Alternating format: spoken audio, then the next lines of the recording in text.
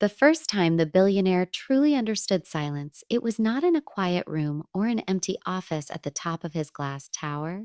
It was in a hospital room filled with doctors, machines, and whispered apologies where his newborn son stared back at him with wide, innocent eyes that could not hear the sound of his father's voice. In that moment, surrounded by wealth, power, and everything money could buy, he realized something terrifying. None of it could make his child hear him say, "I love you." Before we go any further, take a second and ask yourself something simple but powerful. If you believe in kindness, in second chances, and in the idea that love can change lives in ways money never can, then pause right now. Like this video, share it with someone who needs hope, leave a comment, and subscribe to the channel because stories like this exist to remind us what truly matters. The billionaire had built an empire from nothing. He was the kind of man magazines admired and rivals feared. A man whose name opened doors in every city and whose signature could change entire industries. His life had been loud with success. Press conferences, applause, clinking glasses at charity galas, but the day his son was born, all that noise lost its meaning. The doctors explained the diagnosis carefully, gently, but the words still landed like blows. Congenital deafness. Permanent. It's permanent. No guarantees, no miracle surgeries, no easy fixes. The billionaire nodded, thanked them, and shook their hands, because that was how he handled problems. But when he was alone with his child, the silence screamed. He named the boy Elias, a strong name, a hopeful name. From the outside, Elias's life looked perfect. He lived in a mansion with marble floors, gardens that stretched farther than most people's dreams, and a staff trained to anticipate every need. But inside that beautiful house, there was an invisible wall. Elias did not hear the birds in the morning. He did not hear the piano his mother once played softly at night before illness took her away too soon. And he did not hear his father's voice, no matter how desperately the billionaire leaned close and spoke with trembling lips. The billionaire tried everything. He flew in the best specialists from around the world. He funded research programs. He donated millions to hospitals and foundations, hoping science would move faster for his son. Therapists came and went.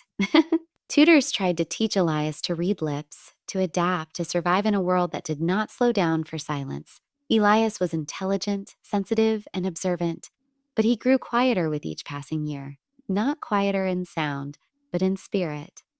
He watched other children laugh at noises he could not understand.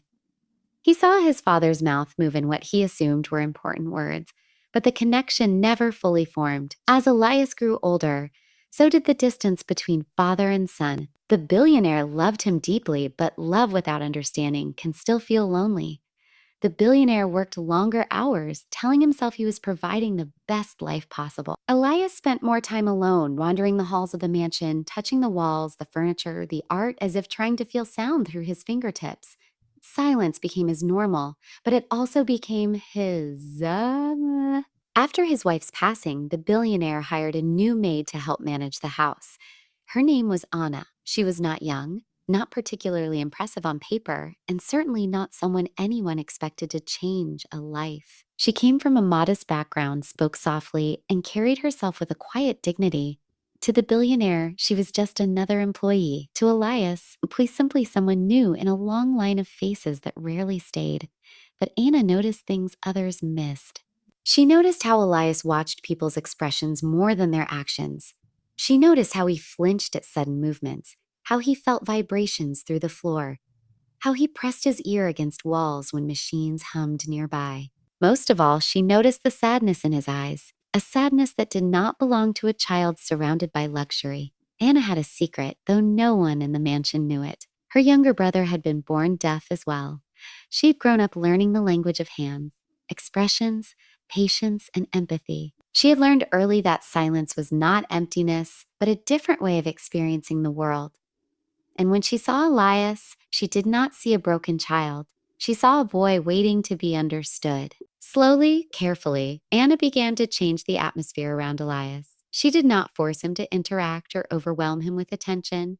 She simply existed in his space, calm and consistent. She smiled when she saw him. She exaggerated gentle gestures. She made sure he could see her face clearly when she spoke, even if he could not hear. Elias noticed. For the first time in a long while, someone seemed to be speaking to him, not around him. The billionaire observed this from a distance. Hmm. At first, he felt a flicker of irritation. He paid people to do their jobs, not to interfere, but he could not ignore the change in his son. Elias began to seek Anna out. He followed her through the halls. He sat quietly nearby while she worked. There was a softness returning to his posture, a curiosity that had been missing for years. One afternoon, while the billionaire was home unusually early, he saw something that made him stop in his tracks. Anna was sitting with Elias in the garden. She was moving her hands in deliberate, fluid motions. Elias watched her with intense focus, then slowly tried to mimic her movements. His face lit up not with sound, but with understanding. The billionaire felt a strange tightening in his chest. He did not know what he was seeing, but he knew it mattered. He demanded an explanation later, though his demand was quieter than usual. Anna, nervous but honest, explained her background, her brother, and her knowledge of sign language. She explained that she had not meant to overstep, only to help Elias feel less alone. The billionaire listened, his mind racing. All these years, all this money, and yet something so simple had never truly been embraced in his home. Permission was given, cautiously at first. Anna began teaching Elias sign language more formally. The lessons were not structured or clinical. They were filled with patience, repetition, and warmth of Elias learned words for objects, then feelings, then ideas. For the first time, he had a language that fully belonged to him. And for the first time, someone in that mansion spoke it fluently with him. His isolation loosened its grip. He started expressing emotions he had kept locked inside: joy, anger, curiosity, fear. Anna listened with her eyes and responded with her hands, giving his thoughts a place to land. The mansion felt different, less like a museum, more like a home. The billionaire watched all of this with a mix of gratitude and regret. He realized how much of his son's life he had missed, not because of deafness, but because of distance. He began learning sign language himself, awkwardly at first, practicing late at night when no one could see him struggle. He wanted desperately to speak to his son in the way his son understood best. Then came the day that changed everything. It was a quiet evening, the kind Elias was used to. The billionaire returned from work exhausted, carrying the weight of a world that suddenly felt very small compared to the world inside his home. He found Elias and Anna in the living room. Anna was holding something carefully in her hands, wrapped in a soft cloth. Elias watched with wide eyes, sensing importance. Anna slowly unwrapped the object and revealed something that made the billionaire's breath catch. It was an old, slightly worn hearing device, not new, not expensive, not the kind he was used to seeing in glossy brochures. It looked personal. Used, Anna explained through signs and later through words that it had belonged to her brother. It was not a miracle cure. It would not restore full hearing, but it might allow Elias to experience sound in small, precious ways. The billionaire was stunned. He had been offered the latest technology countless times. Yet here was this simple device, carried with humility and hope. He wanted to object, to insist on something better, newer, more advanced. But he stopped himself. He looked at Elias, who was not afraid, not resistant, only curious, trusting. Anna carefully helped Elias put it on. She guided him gently, making sure he was comfortable. The room held its breath. Then something extraordinary happened. Elias's eyes widened, not in fear, but in shock.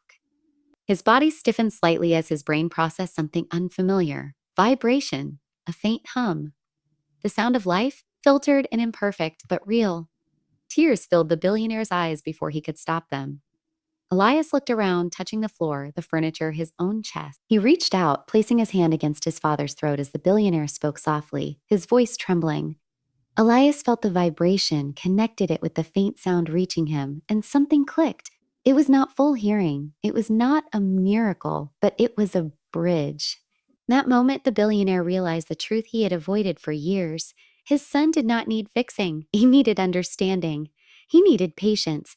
He needed people willing to meet him where he was, not where they wanted him to be. Life did not become perfect after that day. Elias still lived mostly in silence. The hearing device did not suddenly open the world of sound completely, but it gave him choices. It gave him new experiences, and combined with sign language, it gave him a richer, fuller way to communicate. The billionaire changed too. He restructured his life, his priorities, his empire. He funded programs not just for cures, but for education, accessibility, and inclusion. He learned that silence did not mean absence and that communication was about connection, not volume. Anna remained in their lives, not just as a maid, but as family. She had given them something priceless, not the device, but the perspective. She reminded them that sometimes the most powerful things come from the most unexpected hands. As Elias grew older, he became confident, expressive, and compassionate. He moved easily between worlds, one of sound and one of silence. He became an advocate for others like him, using his experiences to change how people saw deafness, not as a limitation, but as a different language of life. Now, before this story ends, take a moment.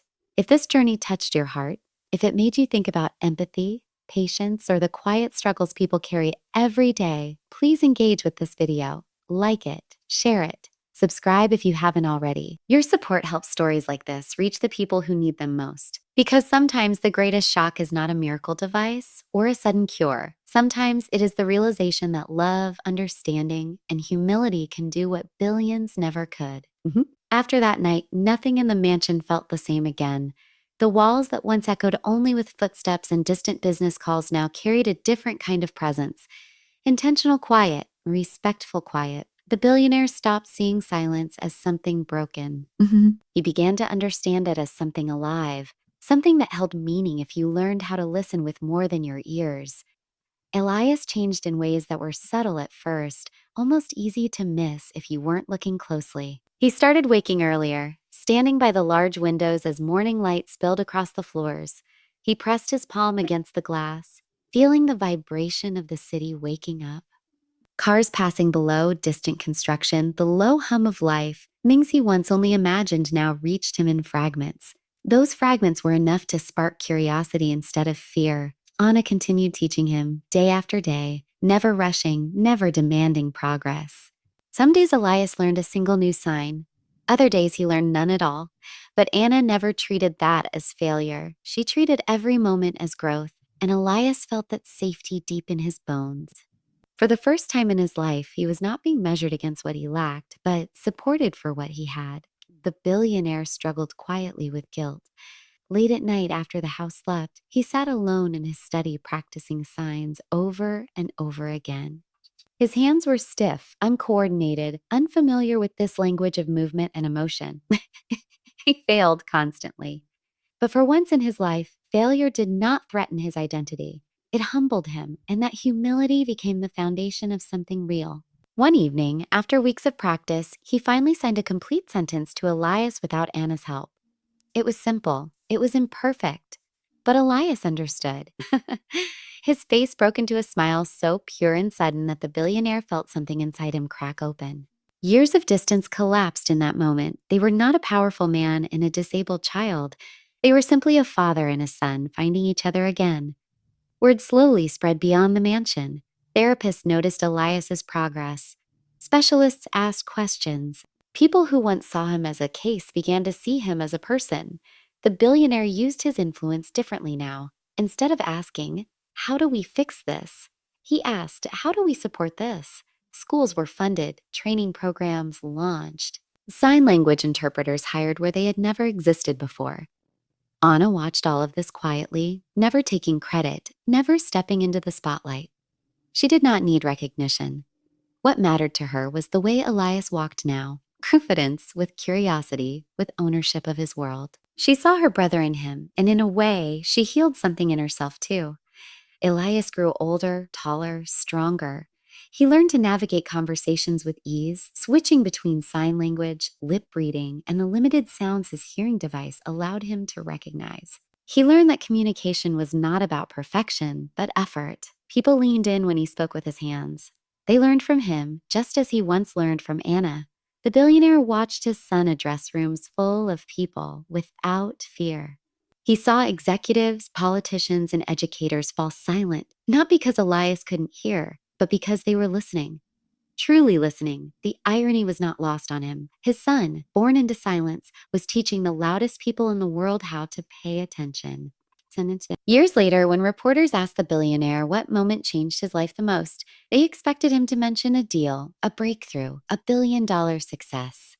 Instead, he spoke about a maid, a quiet boy, and an old device wrapped in cloth. He spoke about learning that power without empathy is empty and wealth without understanding is useless. Elias never called his story a miracle. He called it a meeting point where patience met compassion, where humility met love. He reminded people that disability is not a tragedy, but neglect is. That sometimes the most shocking thing is not what suddenly works, but what was ignored all along. If this story stayed with you, if it made you pause, feel, or reflect even for a moment, then let that emotion mean something, like the video. Share it with someone who needs to hear it in their own way. Subscribe to the channel so stories like this continue to find their way into the world. And before you leave, go to the comments and write, "I'm listening," because the world doesn't need louder voices. It needs better listeners.